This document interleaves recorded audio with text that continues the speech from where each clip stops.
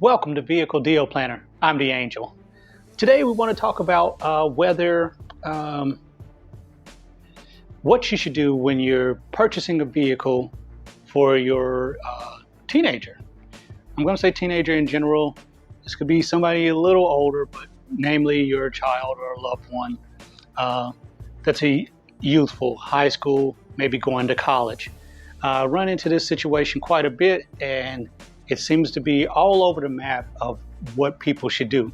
So I'm going to take this one as if someone is coming to a dealership to purchase for them. Obviously, if you pass down a family car or you see someone you want to go buy on a lot from some cash car from a friend of yours from the backyard or something you've seen on Craigslist or whatever else, that's separate in a way. This is if you're at a dealership, what your options should be considered to be.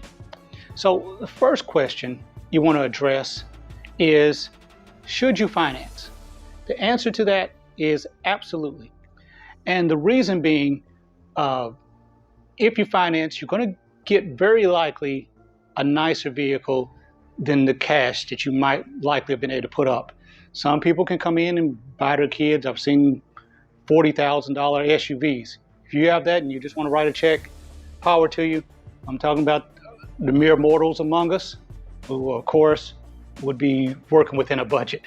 So for those folks, I mean, they have $6,000, $8,000, $10,000 that they may be thinking about getting a cash car, and are shown that for a bit more, they might be able to get the lowest model by that maker.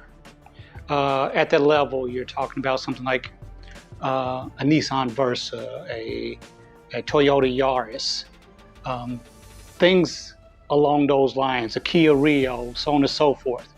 So the reason I suggest financing, of course, is one, you're very likely to get a better vehicle with some warranty. And that does have some premium value to you because, of course, warranty will allow your child to deal with any problems that could come up and make life easier on you. Secondly, on the financing, you'd probably finance it yourself. If they're old enough, add them to it, and that'll help build their credit.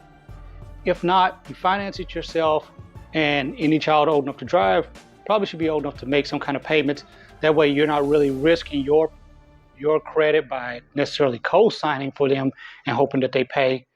You're going to pay it regardless, so get something within your budget, but based on also something that they can consistently pay you. But if they don't, you can afford to fill in the gap. If they have to stop for a period of time from working, if they have some hiccups or whatever else, you're not at a strain to keep their payment going.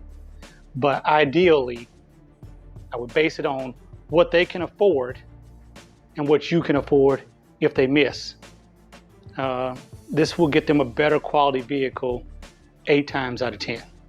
So I would definitely consider financing. What ties into that is the second part of it, which is what to finance. Now, earlier I mentioned those entry-level vehicles, the base level vehicles from A to B. Generally, young people don't love them.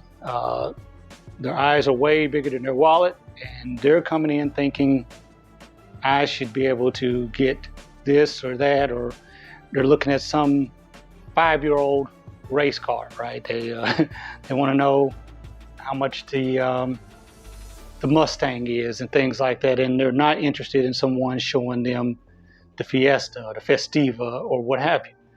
One of the compromises, and is a better financial investment than a new base model car, is a vehicle that's 1 or 2 years old that's already taken its depreciation. So this way, with the right amount of mileage, it will still have a great deal of its warranty left.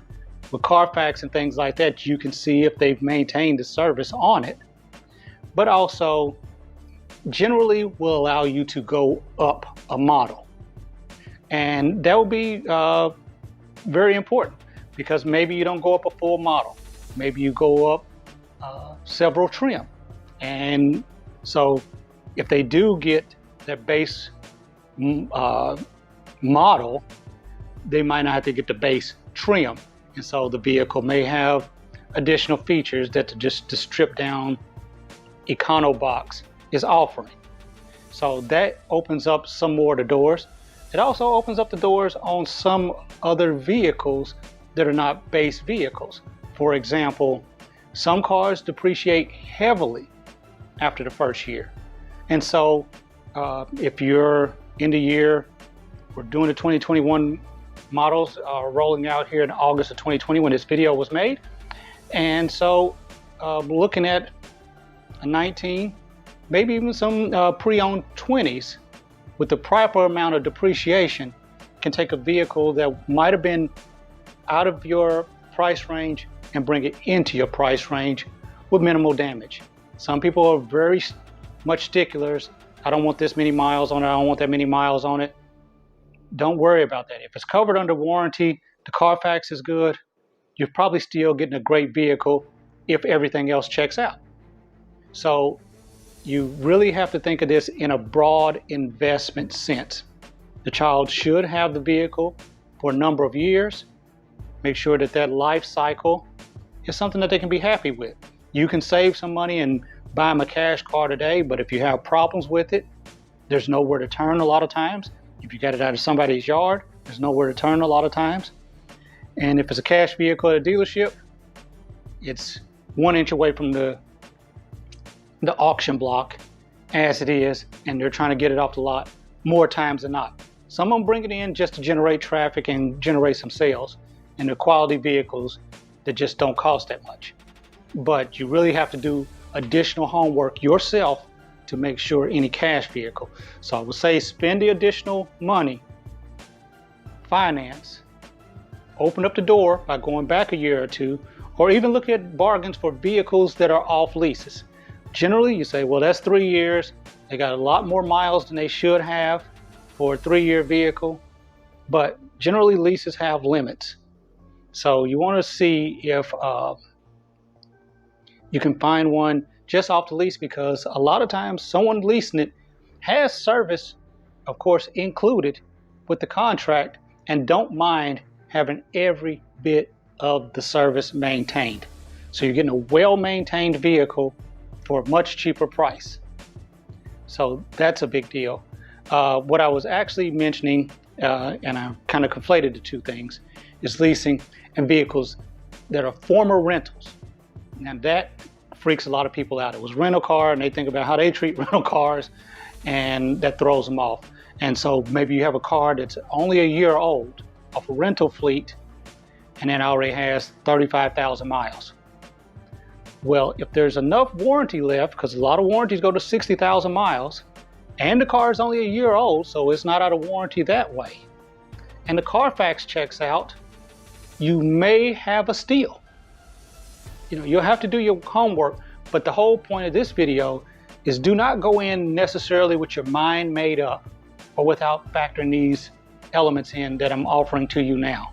You do your research on the vehicles that you have in mind, see what their rental returns are. This is vehicles that came from the fleet, whoever the maker is, Ford, Chevy, whatever it is.